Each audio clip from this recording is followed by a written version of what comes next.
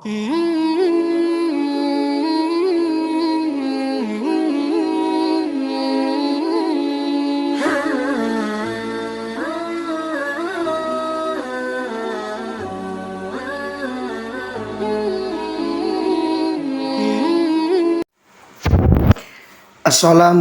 warahmatullahi ta'ala wabarakatuh.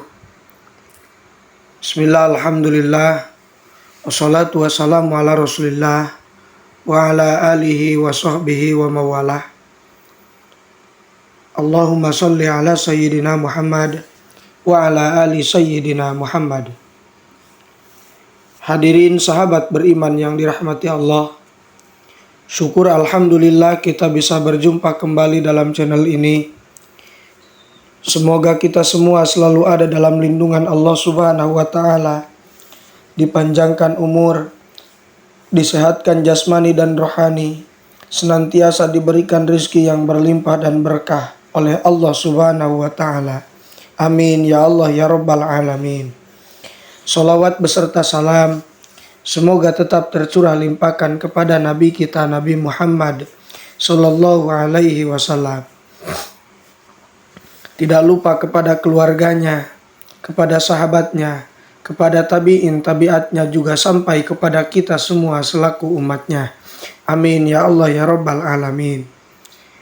Hadirin sahabat beriman yang dirahmati Allah, bagi sebagian besar manusia, bekerja menjadi salah satu cara untuk mendapatkan rezeki berupa penghasilan. Dalam banyak hal, seringkali kita merasa khawatir dengan konsep rezeki yang satu ini.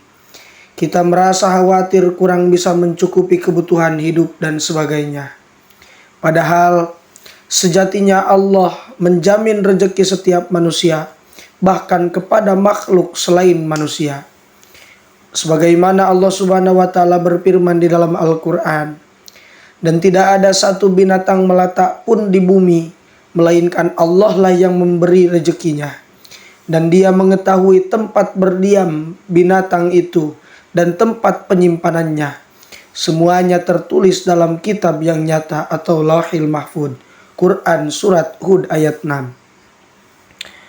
Ayat tersebut jelas menggambarkan bahwa Allah telah menjamin rezeki hambanya. Namun tentu semua bergantung pada ikhtiar, tawakal kita dalam menjemputnya. Nah, hadirin sahabat beriman yang dirahmati Allah, ternyata ada beberapa faktor yang membuat rezeki kita jadi terhalang atau terhambat. Dalam kesempatan kali ini, saya akan membahas sedikit tentang 9 hal dalam pandangan Islam soal mengapa rezeki seorang muslim terhambat atau terhalang. Sebelum kita lanjut, alangkah baiknya untuk mendukung channel ini, tekan tombol subscribe, like, dan share sebanyak-banyaknya. Hadirin sahabat beriman yang dirahmati Allah, seorang muslim perlu mengetahui hal ini agar tidak terjerumus pada perbuatan yang menghambat rezekinya. Lantas, apa saja 9 hal dalam pandangan Islam yang membuat rezeki seorang muslim terhambat? Yang pertama adalah kurang ikhtiar menjemput rezeki. Seringkali kita merasa lupa bahwa karena menganggap rezeki itu sudah diatur, sehingga kita memilih untuk tidak bekerja secara sungguh-sungguh. Memang Allah telah mengatur rezeki kita, tapi bukan berarti kita tidak berusaha maksimal dan pasrah begitu saja. Allah Subhanahu wa Ta'ala berfirman di dalam Al-Quran, bagi manusia ada malaikat-malaikat yang selalu mengikutinya bergiliran di muka dan di belakangnya. Mereka menjaganya atas perintah Allah.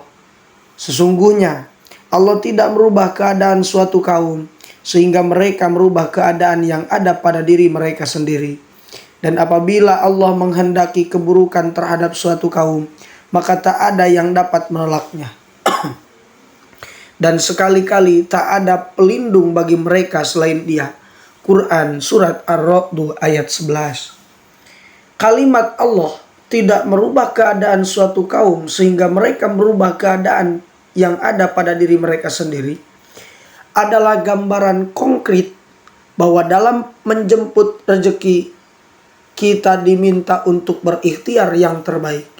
Tentu ikhtiar yang kita lakukan ini juga harus sesuai dengan syariat.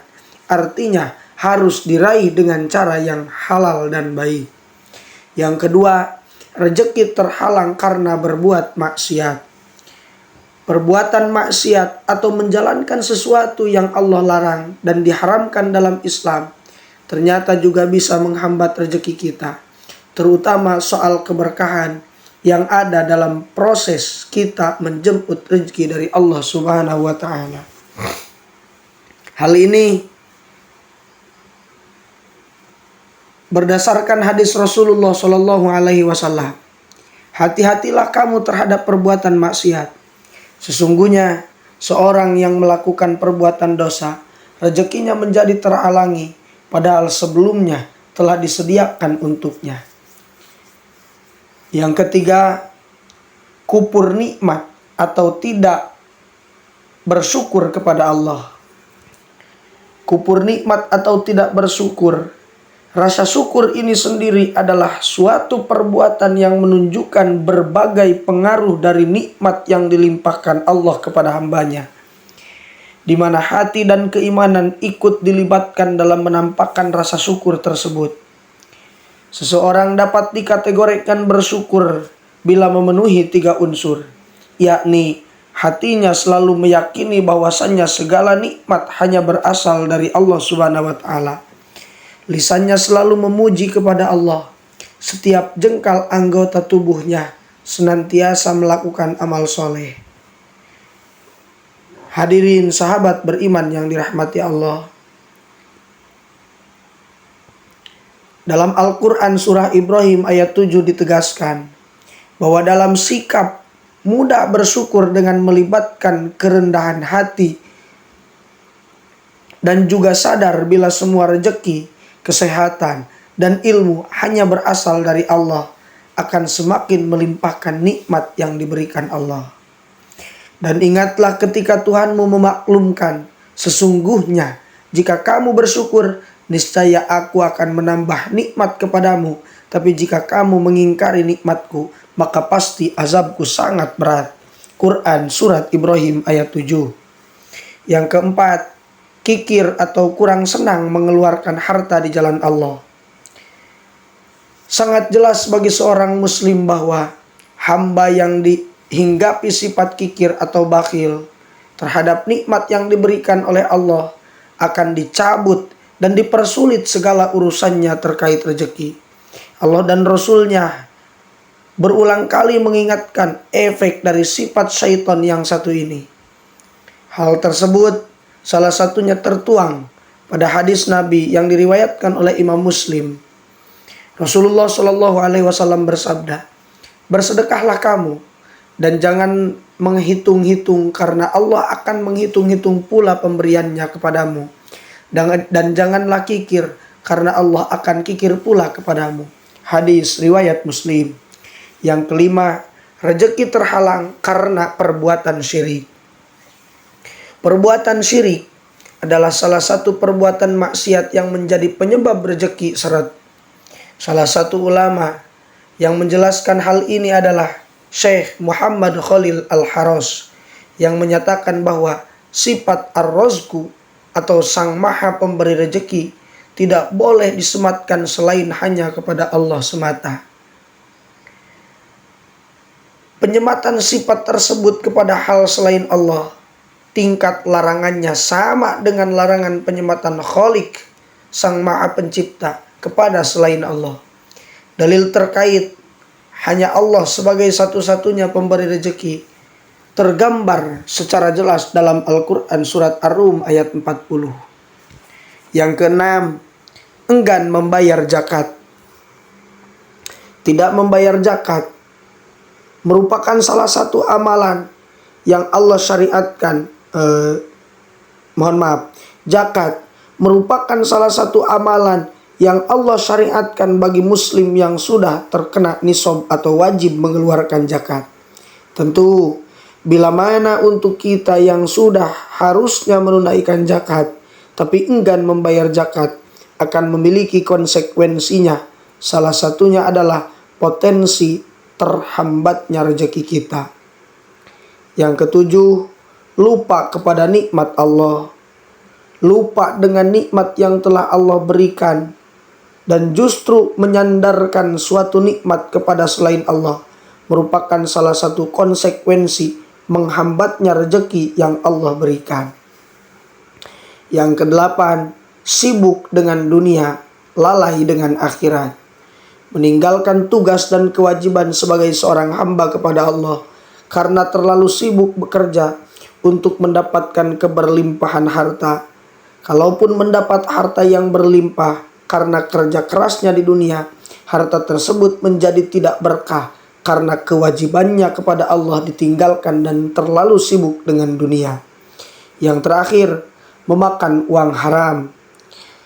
Uang haram ini jelas tidak berkah meski secara fisik memiliki harta yang berlimpah. Ingatlah bahwa seorang muslim harus menjemput rezeki dengan cara yang halal serta berdasarkan ketentuan Al-Quran dan Sunnah. Hadirin sahabat beriman yang dirahmati Allah, itulah beberapa faktor penyebab terhambatnya rezeki kita dari Allah Subhanahu wa Ta'ala. Semoga kita senantiasa dijauhkan dari perbuatan tersebut, dan semoga kita semua senantiasa diberi lindungan oleh Allah Subhanahu wa Ta'ala. Mungkin itu saja yang bisa saya sampaikan. Mohon maaf apabila terdapat kesalahan. Wassalamualaikum warahmatullahi wabarakatuh.